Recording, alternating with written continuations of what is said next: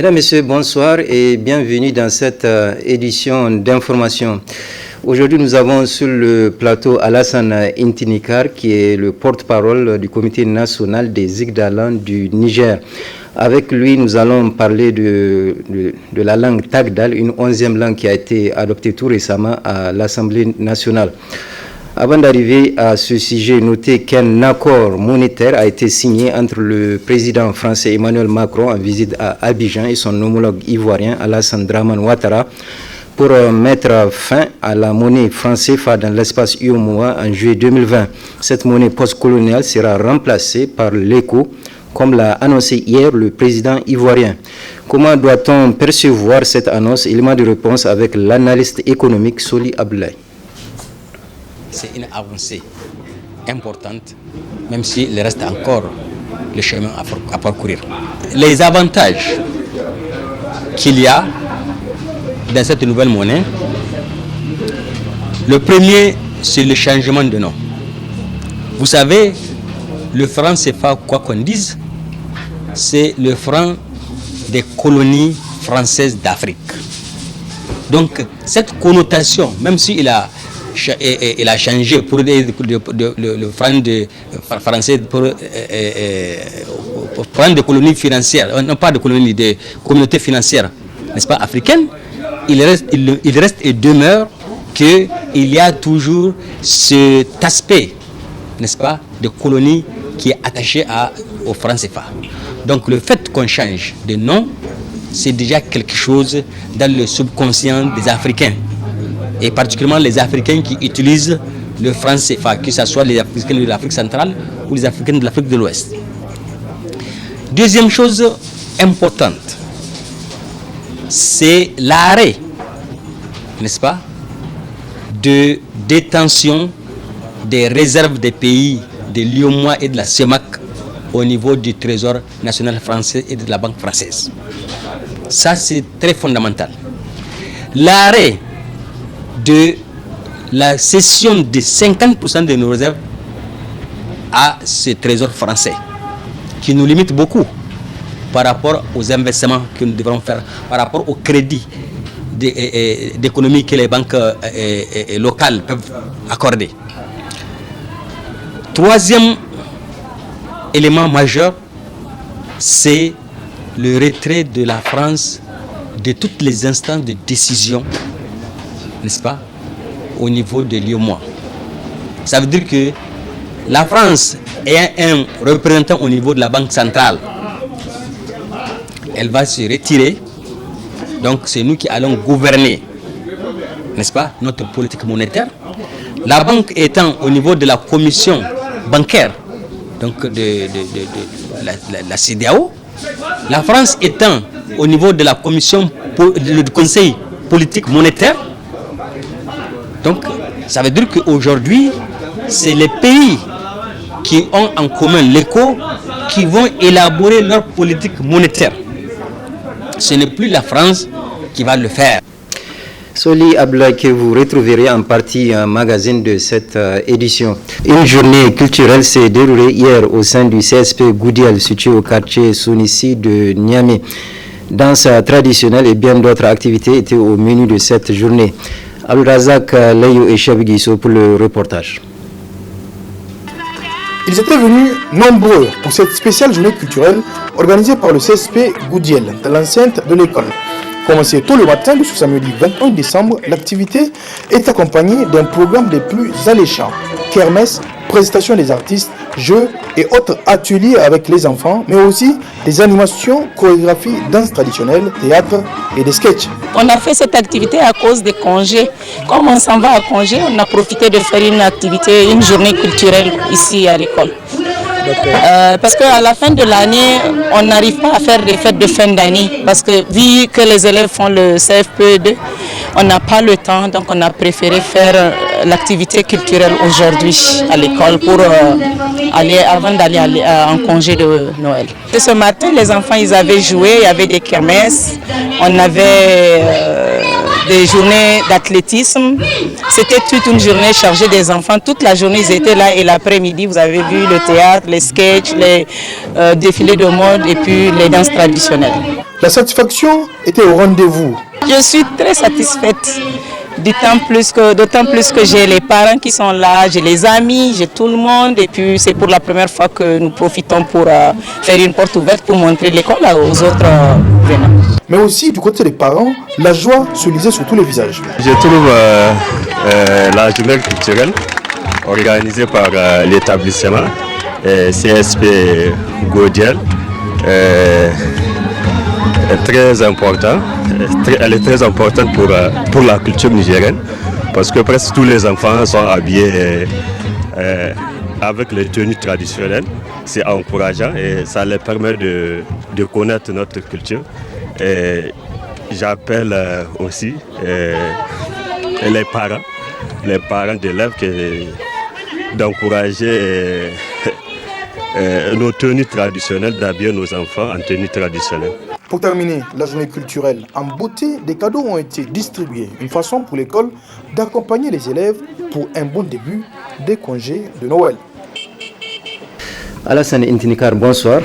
Une 11e langue, à savoir le Tagdal, a été adoptée tout récemment à l'Assemblée nationale.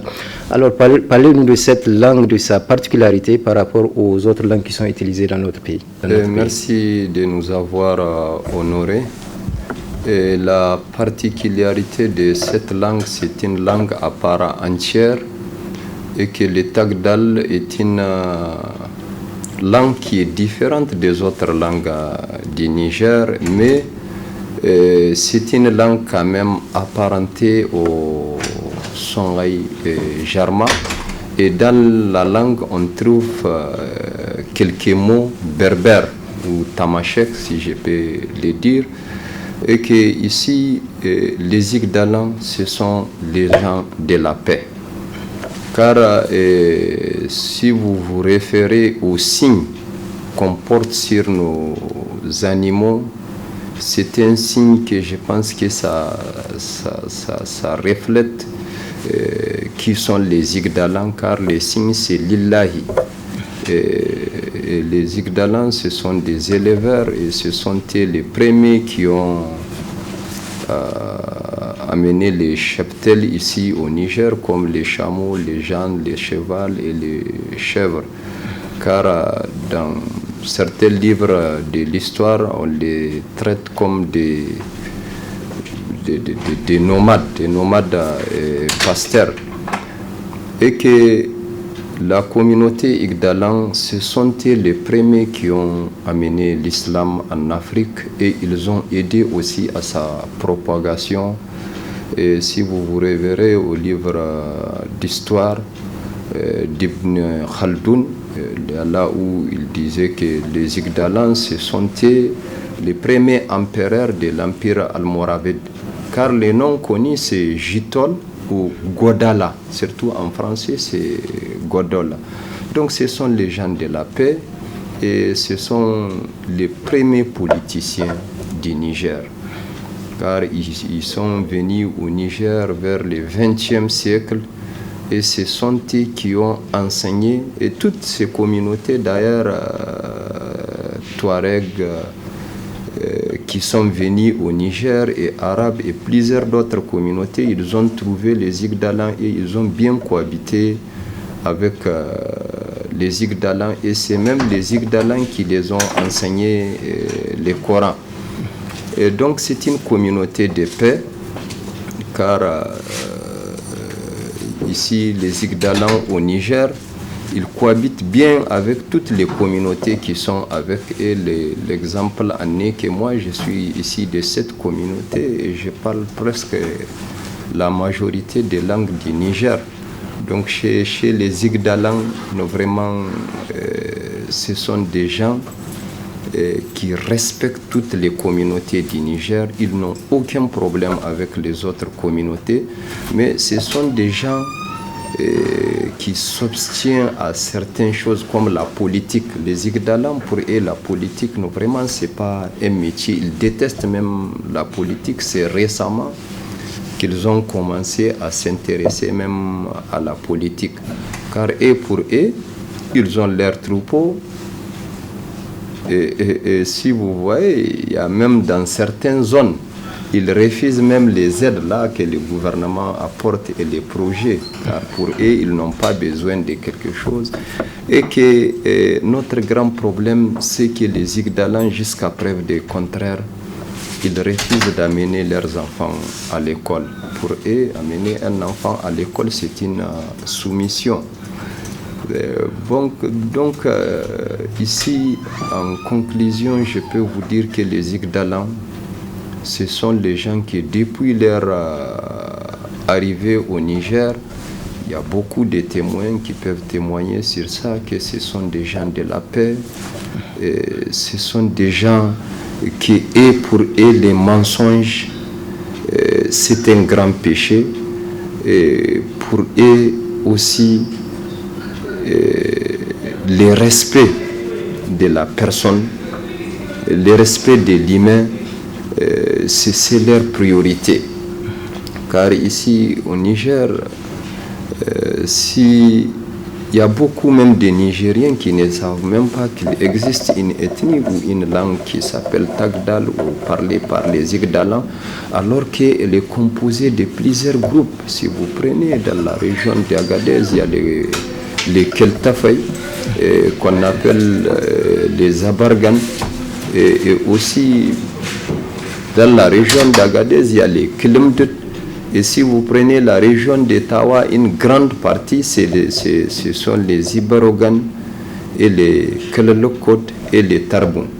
Donc les cinq grands groupes-là font à peu près 48 fractions.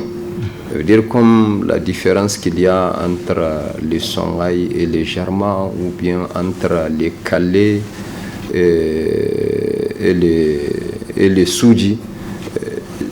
Ces genres de groupes, il y a à peu près 48 au niveau de la communauté Igdala. Mais les plus grands groupes,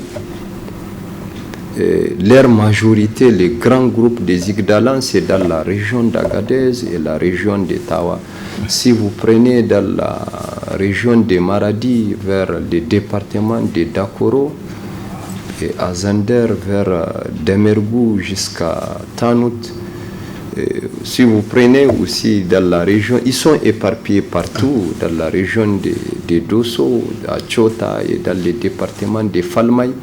Et aussi dans la région de Tilaberi, vous les trouvez à Bankelare, ici dans le département de Saï, dans un village. Mais dans la région de Tawa, vraiment c'est partout. Même la région de Maradi, la région de Zender, la région de Difa. Bon, la région de Difa, quand même, on n'est pas nombreux là-bas. Mais les gens ne font pas la différence entre les Igdalans et les Keltamachek, car notre habillement est presque, notre mode de vie est différent, car ça tout le monde le sait que notre mode de vie avec les Tamashek c'est différent, et que on a cohabité avec eux vraiment sans aucun problème. On n'a jamais eu de difficultés avec aucune ethnie du Niger, mais la majorité des Niger ignore même cette communauté, alors que c'est une communauté qui a beaucoup de particularités et qui sont très nombreux dans notre pays. Mais dès qu'on cohabite avec les Tamashek, on apprend les Tamashek, même en discussion, s'il y a des discussions ou en causerie, on parle la langue. Si tu nous trouves à peu près 10 Igdalans avec un seul Hausa, même s'ils ne comprennent pas cette langue Hausa, là, tous ils vont parler Hausa pour que l'autre comprenne de quoi il s'agit. D'accord. Maintenant, je vous invite à souhaiter la paix et la prospérité au peuple nigérien dans cette 11e langue qui a été adoptée par l'Assemblée. Abuhru Rankoikan, Sarat Zawkata Al-Khair, Irnganda Kan, mera buhuru nisalman kanin kullu wana nigdalan wana Niger wana nda wana الدنيا wana si tattar katirin gandasa hat الزوكة عند الخير هندا أروادا الخير تتد ترنجندا كان هاتجني إرنا الحكومة سا عند نيجر مبورين كله هات الزوكة تيرين دا أن منك إج كان شواتري وين ونين إرو بهرو نيجر مبورين كان كله سيت الترنجندا سا هاتغلسا أروادا غاجنا لقم غبشو وشكنن بورين وننسى نيجر بورين كله عند بورين وننسى النزنا بونا مقر قدا جاغا جيكان يربهورا روادا ونن بو سنقدر بهورغان كويكان سا تتكليغا امنا انما روانسا تزايدر روادا. Merci beaucoup Alassane Intinka d'avoir répondu à nos questions. Nous arrivons maintenant à la partie magazine de cette édition. Elle porte sur la fin du franc CFA et l'avènement d'une monnaie dénommée ECO pour l'espace UEMOA. Quels sont les avantages et inconvénients de cette nouvelle monnaie pour les 8 pays de l'UEMOA, suivant les explications de l'analyste économique Soli Abdoulaye. Alors, nous avons entendu le président ivoirien qui a parlé au nom de ses pairs d'un certain nombre de décisions dont lui-même il a qualifié de majeures dans le processus de l'existence donc du franc CFA. Donc on peut, pour répondre à votre question, dire que c'est une avancée importante, même s'il reste encore le chemin à parcourir. Inconvénients, pour le moment, je ne vois pas. Mais les avantages qu'il y a dans cette nouvelle monnaie, le premier, c'est le changement de nom. Vous savez, le franc CFA, quoi qu'on dise, c'est le franc des colonies françaises d'Afrique. Donc, cette connotation, même s'il a changé pour le franc français pour prendre des colonies financières, non pas de colonies, de communautés financières, n'est-ce pas, africaines, il reste et demeure qu'il y a toujours cet aspect, n'est-ce pas, de colonie qui est attaché au franc CFA. Donc le fait qu'on change de nom, c'est déjà quelque chose dans le subconscient des Africains.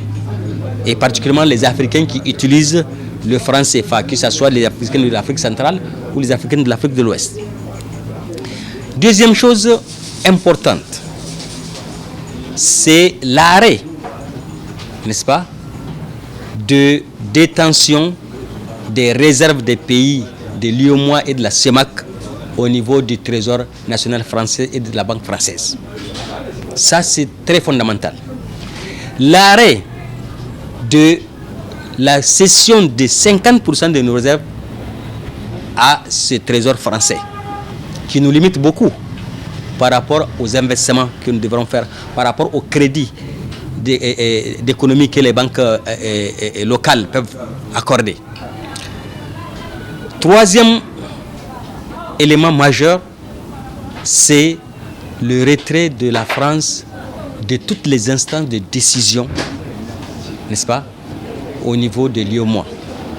Ça veut dire que la France ayant un représentant au niveau de la Banque centrale, elle va se retirer.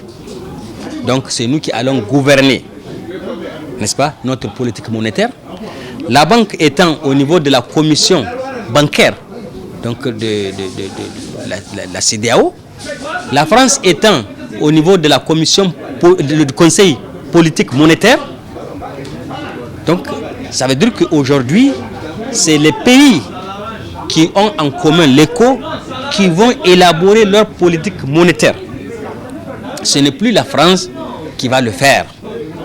Donc je pense à mon humble avis qu'il y a quand même des avancées assez significatives par rapport à cela. Mais il y a beaucoup de choses qui restent à faire. Vous avez bien vu au terme du communiqué, on a dit que la France reste garante, n'est-ce pas, en cas de problème de devise, que les pays qui ont en partage l'éco vont avoir. Donc s'ils ont des problèmes de devises, la France se porte garante pour leur importation. Ça, c'est quelque chose de très intelligent qui a été fait. Parce que la France étant très certainement celle qui va frapper la monnaie, parce qu'on n'a pas dit qu'on va quitter la ville de Chamalières pour là où le franc CFA actuellement est fabriqué. Ça veut dire que c'est cette ville avec sa technologie qui va nous fabriquer les devises. Donc la France peut exprès, n'est-ce pas, ne pas nous fournir ces devises à temps pour que nous fassions donc appel à elle pour garantir donc nos importations. Vous voyez, ça c'est un problème. Le deuxième problème, c'est que nous sommes toujours liés à la France à travers donc nos exportations. Parce que nos matières premières, c'est elle qui est toujours la première à être intéressée, à avoir le droit avant les autres pays. Donc, vous voyez bien du point de vue économique, même si du point de vue monétaire, il y a une avancée, du point de vue économique, encore les taux restent serrés. La parité, en fait, ce n'est pas un problème. Parce que, quel que soit alpha, quelle que soit la monnaie que nous allons avoir, il faut qu'il y ait une parité avec une autre monnaie. Et normalement avec une monnaie qui est forte. N'est-ce pas? L'euro a une parité avec le dollar. C'est-à-dire qu'il y a un taux d'échange entre l'euro et le dollar. De la même façon, il y a un taux d'échange entre l'euro et le franc CFA. Maintenant, qui va être reporté sur l'éco. La parité reste fixe. Aujourd'hui, vous avez 1 euro pour 655 francs CFA. Ça veut dire que quand l'éco va être mis en circulation, il va être toujours 1 euro pour 655 échos. Vous comprenez? Mais un Nigérien, par exemple, exportateur ou importateur des produits chinois, s'il veut aller en Chine payer des produits, il a l'obligation donc de changer sa monnaie en euros. Il passe par donc l'euro, donc par la France, et la France lui change les euros en dollars parce que la monnaie internationale connue et la monnaie qui est la monnaie de commerce international, c'est le dollar. Donc il va changer. Ça veut dire quoi? Ça veut dire que en changeant son écho, ou d'abord c'est un écho pour avoir des euros, il va perdre, n'est-ce pas, de l'argent. En changeant ces euros pour avoir encore de dollars, il va perdre de l'argent. Parce que le taux de change, quand tu veux une monnaie, c'est toi qui perds, n'est-ce pas, en termes d'équilibre. Donc c'est en ce sens que, effectivement, il faut comprendre que nous avons aussi un autre problème. Parce qu'on aurait dû dire que la monnaie est arrimée au dollar directement. Mais comme la France sait que c'est une astuce monétaire pour qu'elle continue en tout cas à nous contrôler, donc on n'a pas encore à lever cet étau-là. Mais toujours est-il que j'ai dit qu'il y a une avancée, même si beaucoup reste à faire. Vous savez, je comprends bien le souci des Africains et la précipitation que certains veulent que nos dirigeants se voient afficher. Mais aujourd'hui, c'est quand même une domination de plus de 75 ans, une domination monétaire de plus de 75 ans que nous cherchons coûte que coûte. Les intellectuels africains, la société civile, certains intellectuels européens même, n'est-ce pas, certains de nos dirigeants, donc tous, ils sont en train d'œuvrer pour enlever cet étau qui est séculaire. Donc, les choses vont aller crescendo, pas à pas. Aujourd'hui, il y a eu cette avancée. La France n'est plus dans le système décisionnel de notre politique monétaire. Nous n'avons plus de réserves à déposer en France. On va les déposer au niveau de la Banque centrale. Ce qui veut dire que nous allons avoir plus d'exportation, nous allons avoir plus d'argent. Notre économie va plus marcher parce que vous savez, le fait que nous soyons dans le système de franc CFA fait que même le niveau d'investissement est complètement réduit à cause du niveau de crédit qui est autorisé par nos banques. pour satisfaire donc la demande de l'économie. Donc tout ça là, ça va partir. Mais ce qui est évident, il y a une zone qu'on appelle la zone CFA, donc l'UEMOA, une zone qu'on appelle la zone CFA CEMAC.